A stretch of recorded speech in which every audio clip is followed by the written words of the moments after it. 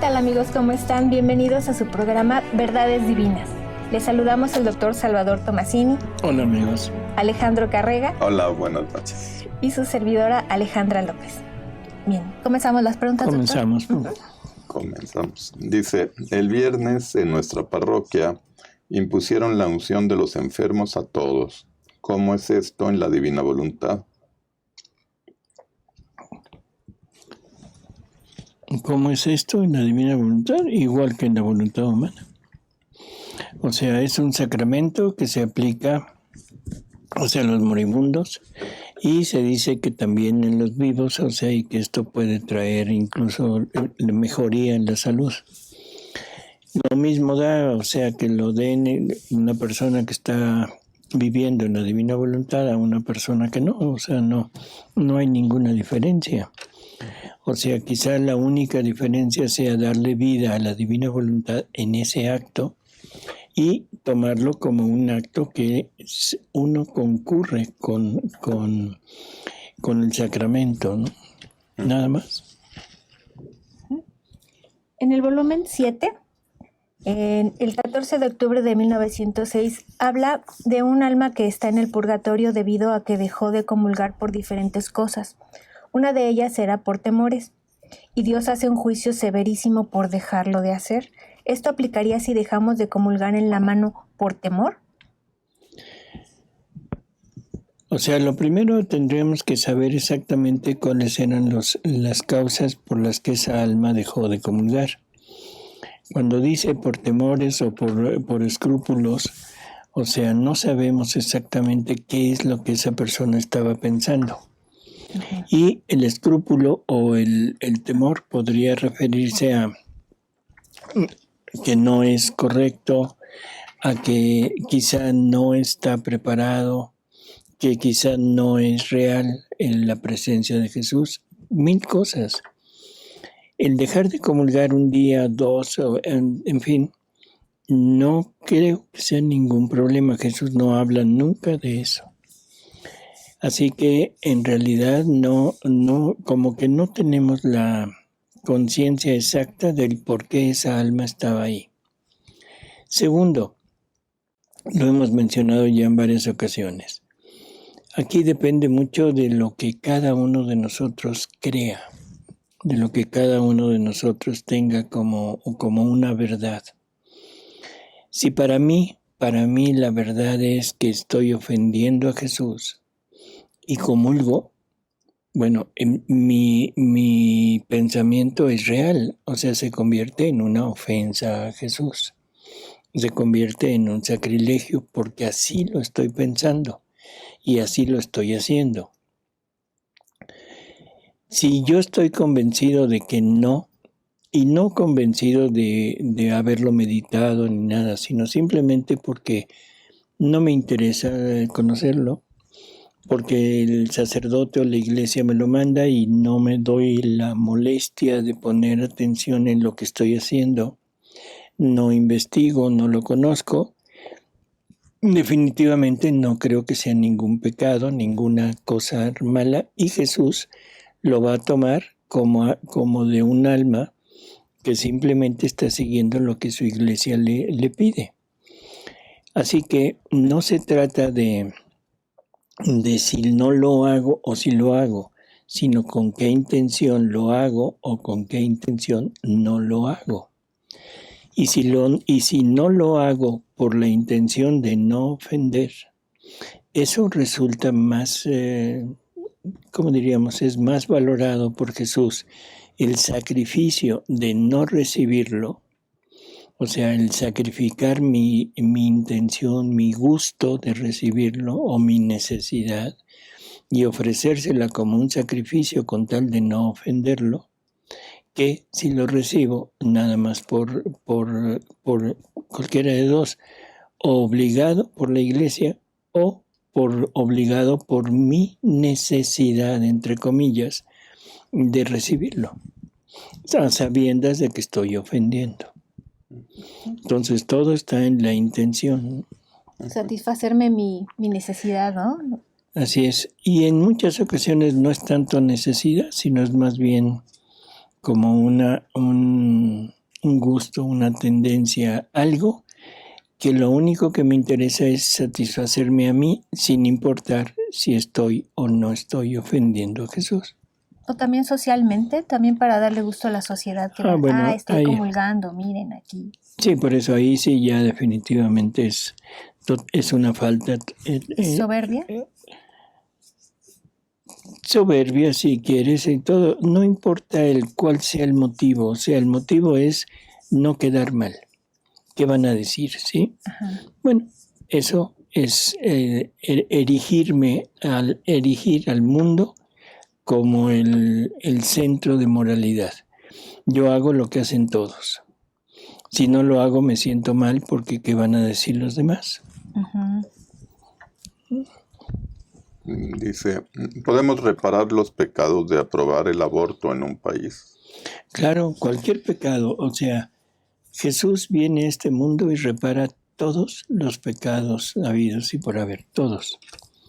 Nosotros entrando en la divina voluntad, o sea, tomamos las reparaciones de Jesús y las hacemos nuestras. Y lógico, tomamos las reparaciones no solo del aborto, de los crímenes, de la homosexualidad, de todo, ¿no?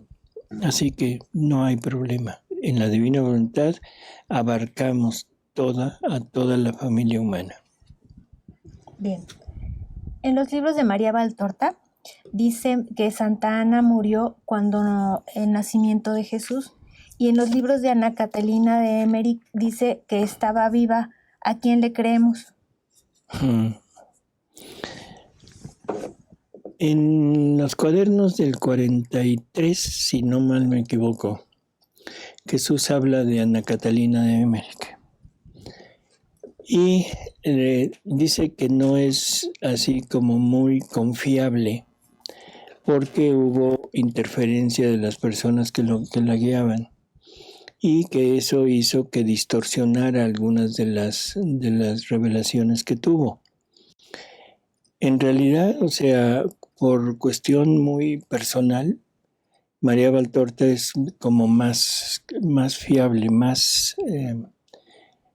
no sé, bueno, más creíble todo lo que dice, ¿no? De Catalina Emmerich, vuelvo a repetir, o sea, simplemente leyendo esto que dice Jesús en los cuadernos del 43, ya habría que estar un poquito dudosos. Es igual que lo que dice de la mística ciudad de Dios, hombre, de esta...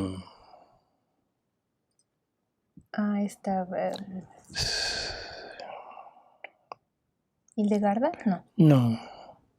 Bueno, no recuerdo, pero en fin. O sea, pero esa es la razón. Jesús dice que no es muy, muy confiable. Sí, que porque muchos años no lo quisieron publicar o no le hicieron algo caso. Así. Igual que esta que les digo de la mística ciudad de Dios, bueno, ella escribe, es un dictado de la Virgen, y luego el rey hace que la destruyan. Y 20 años después le piden que la vuelva a escribir. ¿A Ana Catalina? No, y por eso es que Jesús dice que ya no le permitió recordar con exactitud todo lo que la Virgen le había dicho, y por eso es que ya no es una obra confiable. Ajá. Sí, porque yo leí eso de María Valtorta, que Jesús decía que en lo espiritual quedó más o menos intacto lo de Ana Catalina Emmerich, pero que lo demás ya no hizo que lo recordara. O sea, ya los datos, pues como pero que espiritualmente sí le guardó más o menos el paquete. Dice, cuando alguien vive en la divina voluntad, ¿los demás lo notan? ¿Es fácil poder reconocerlos? Es una santidad que se desarrolla entre Jesús y el alma. Prácticamente no hay ningún signo, o sea, externo que se pueda ver, o sea, de que esa alma está viviendo en la divina voluntad. En términos generales, o sea, podríamos pensar que algo está pasando en esa persona, por su comportamiento, por sus hábitos que han cambiado. O sea, lógicamente un alma que se entrega a la divina voluntad cambia su parte exterior, su comportamiento. Pero de eso a que se sepa que está viviendo en la divina voluntad, no. O sea, cualquier persona que se acerca a Dios, que tiene un encuentro real con Él, generalmente cambia sus actitudes, sus formas de trato. Entonces no se podría distinguir entre uno y otro, ¿no? Pero también hay un nuevo vocabulario, ¿no? Porque Jesús nos enseña palabras nuevas como fiat, querer divino. Sí, pero ahí tendrías que estar hablando ya íntimamente con una persona. Uh-huh. O sea, pero así que se note, por ejemplo, mi vecino, que nada más nos saludamos, buenos días, buenas tardes, buenas noches. O sea, ¿lo voy a notar? Nada. Uh-huh. Quizás le note que es un poco más afable, que es más amigable, pero nada más. Uh-huh. Cosa contraria con la santidad humana. En la santidad humana generalmente se muestra por las obras, pero en la santidad divina las obras son interiores, las obras son espirituales, no son obras exteriores, así que no hay forma de poder decir él o ella está viviendo en la divina voluntad, no. Perfecto. Dice una persona, pertenezco a una comunidad desde hace muchos años. Soy como la mamá de todos. Esta comunidad existe en muchos países y es guiada por consejos. Ahora que estoy viviendo en la divina voluntad, he puesto mi carta de renuncia, pues ya lo que ellos hacen yo no lo puedo hacer.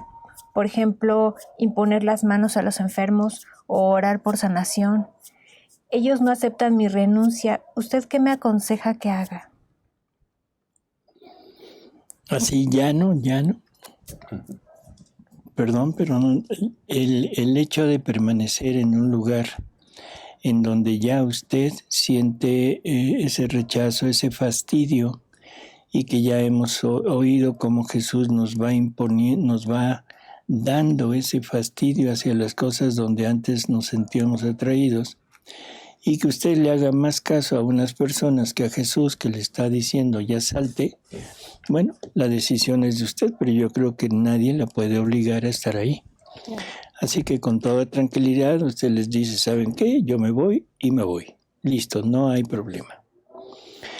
Pero ahí depende mucho de usted, de qué tanto le duela dejar aquello, qué tanto le moleste lo que los demás van a pensar. O sea, pero vuelvo a decir lo mismo, a usted le molestaría lo que los demás piensan. Y yo le diría, mejor preocúpese por lo que Jesús piensa. Sí, a Jesús no le importaba lo que los fariseos pensaran de él, ¿no? Así es. Uh-huh. Dice, ¿me podría dar, por favor, un ejemplo de cómo tengo el derecho de hacer lo que una criatura no ha hecho y dárselo yo a Jesús? ¿Cómo lo hago yo? ¿Cómo es que tengo el derecho? Porque Jesús me lo da. O sea, recordemos que vivir en la divina voluntad es tener la misma voluntad de Jesús, la misma voluntad de Dios como vida nuestra. Por lo tanto, todo lo que la divina voluntad contiene, hace, o sea, ahora está en la persona que vive en la divina voluntad. Y Jesús, porque me la está dando, al mismo tiempo me está dando los derechos que conlleva esta voluntad divina. Entonces, todo lo que se habló en el programa de los derechos, o sea, nos da derechos sobre todo, incluso sobre el mismo querer divino, sobre la misma voluntad de Dios. O sea, y eso, bueno, así es como Él lo decide, punto. Luego, ¿qué? De cómo puedo darle los derechos a la persona que no ha hecho de hacer sus actos, dice, ¿cómo tengo el derecho de hacer lo que una criatura no ha hecho y dárselo yo a Jesús? Por eso son las reparaciones. O sea, es el acto de tomar los actos de los demás, hacer el acto contrario, O sea, y ese acto contrario no lo tomo también de Jesús, tomo sus reparaciones, las hago mías y se las entrego. Entonces es la vida de Jesús la que estoy tomando como mía y se la estoy donando como una reparación que yo le doy. Él sabe que son sus reparaciones, pero no le interesa. Él me las da como mías y las toma como mías. Nada más. O sea, lo mismo es el reparar por una falta, una mentira, una blasfemia, que reparar por un asesinato, que reparar por un aborto, reparar por lo que sea. Pero eso solamente lo puede hacer el alma que vive en la divina voluntad. Así es, o sea, no hay forma de hacerlo desde la voluntad humana. Esa es una de las enormes diferencias entre santidad humana y santidad divina. Uh-huh. María dijo su fiat en la Anunciación, solo con su voz, en unidad y plena aceptación con la divina voluntad. Uh-huh. Así es. Uh-huh. Ella vivía en la divina voluntad desde antes de nacer, ¿no? Sí, pero ahí se está refiriendo al momento en que ella dice adelante, o sea, hágase en mí. Uh-huh. O sea, podríamos tomarlo como otro fiat, o sea, no otro, sino se extiende el fiat que ella dijo allá en la eternidad, o sea, en el momento de la creación de su alma, y ahora se va repitiendo en cada acto de ella. En cada acto de ¿Confirmación? ella. Es una confirmación. Uh-huh. Y sobre todo en este punto donde el ángel le propone ser la madre y ella simplemente dice, fiat, hágase en mí. Uh-huh. Dice, ¿en cuál libro puedo aprender lo de las bestias de Daniel, pero aplicado a la actualidad? Bueno, está en María Valtorta, en los cuadernos del 43 y también en el cuaderno del 44, decías, ¿no? Sí, en el 44 vi algo que Jesús lo pone como eventos que hemos vivido, no como... Dice, toda la gente se centra en las bestias y está bien, si hay esa revelación. Pero también como eventos, como que dice que la primera bestia son los vicios, la segunda la revolución, luego el comunismo. No me acuerdo exacto si son esas, pero eran como 4 o 5 en el 44. Y que coincide con lo que dice en el 43, porque en realidad, o sea, lo que dice en el 43 está hablando de la bestia que se va en contra del hombre. Uh-huh. Y uno se imagina a un oso, se imagina a un leopardo, y no es así exactamente. Esas bestias se transfiguran ya en la actualidad en vicios, uh-huh. O sea, en actitudes del ser humano. Uh-huh.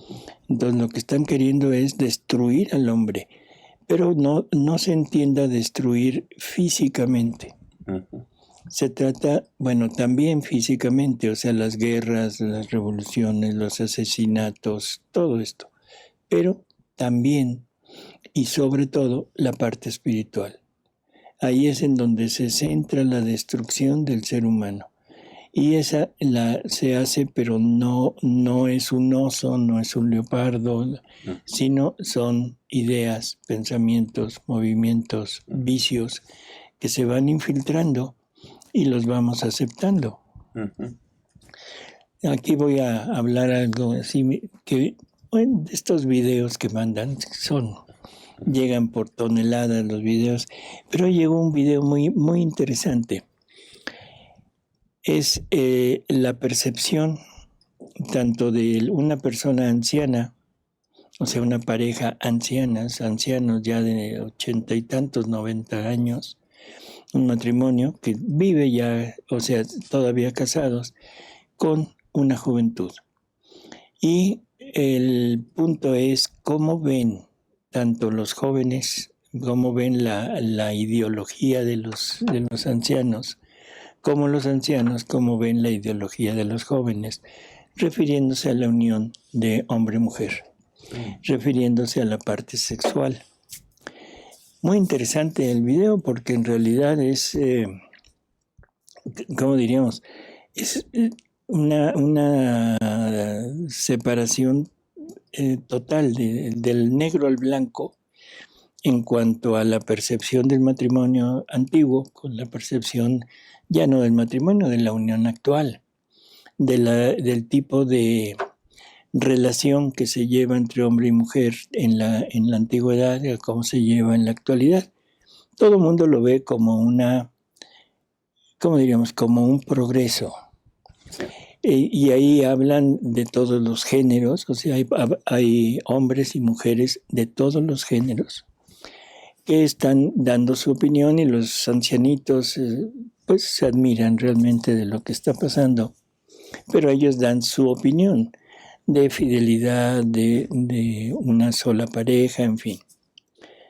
Entonces, lo interesante de esto y referido a este punto de las bestias es toda la deformación que ha habido en cuanto a la ideología de nosotros.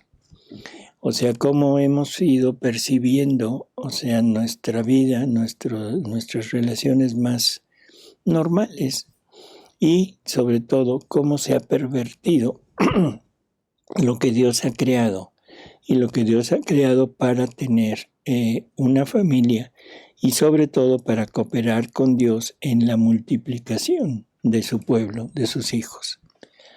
Así que los vicios, que serían estas bestias, es tremenda. Y sobre todo, en la actualidad, refiriéndome a este video, bueno, a esta realidad que estamos viviendo, que ahora no solo quiere destruir la parte, digamos, externa de comportamiento, sino nos quiere quitar todo lo que tenemos de Dios, lo que nos quiere quitar de Jesús, porque ahora ya Jesús, la religión, Dios, prácticamente, si existen todavía en la mentalidad, es un Dios anticuado, es un Dios que necesita actualizarse, porque el hombre ha avanzado tanto que ahora el anticuado es Dios y tiene que venir a aprender los nuevos modos de comportarse. O sea, ¿qué es lo que están haciendo? Destruyendo a Dios en nuestro interior. Y destruyendo al hombre. Y destruyendo al hombre. Y esas son las 4 bestias de Daniel. Uh-huh. Doctor, ¿cómo puedo lograr que este don de la divina voluntad llegue a mi familia, a mis amistades y al mundo entero? Viviéndolo, ofreciendo todos sus actos, o sea, en reparación y en ofrecimiento para que el reino se establezca en todos los demás. Dice, ¿es correcto que heredamos las tendencias de pecados de nuestros antepasados? ¿Cómo heredamos el pecado de Adán y Eva? No, el pecado no se hereda. Esto ya también lo hemos hablado en varios programas. Simplemente hay que recurrir a la Biblia, o sea, al profeta Ezequiel, capítulo 18, y ahí Dios le explica perfectamente que eso no existe. O sea, eso no hay posibilidad de heredar el pecado. Se heredan las consecuencias del pecado, eso sí.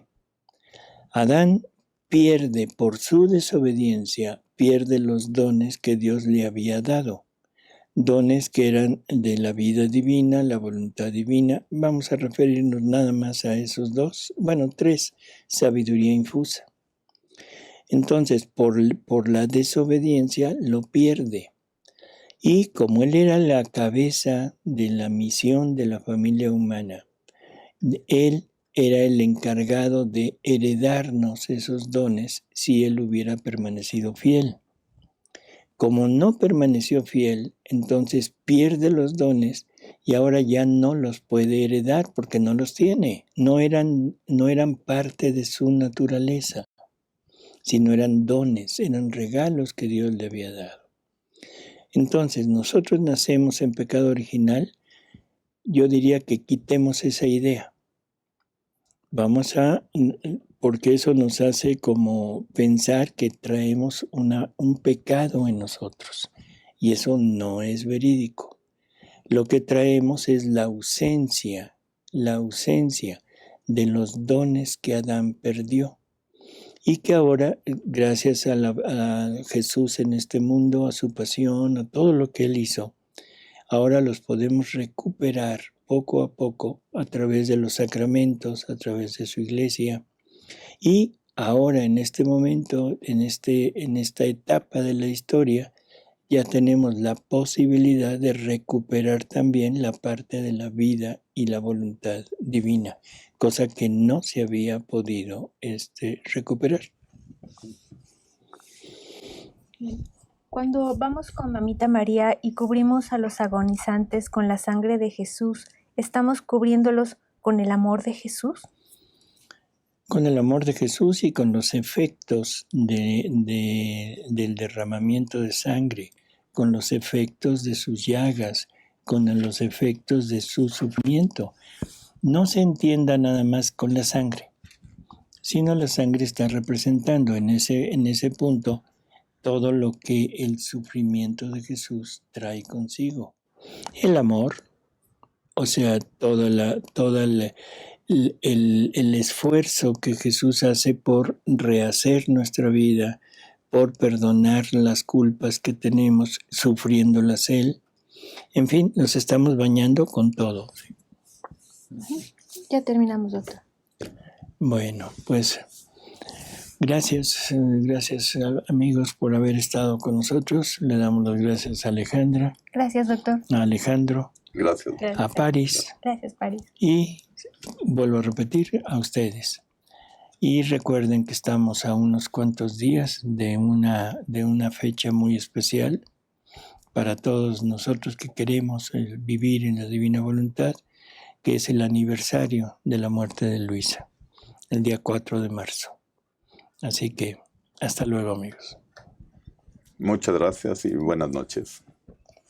Les saludamos a nuestros amigos de Canadá, Chile, Colombia, Guatemala, Argentina, Nicaragua, Ecuador, Toluca, Arizona, Perú, Puebla, Irlanda, Georgia, Santo Domingo, Colima, Aruba y Uruguay. Gracias, amigos. Hasta la próxima.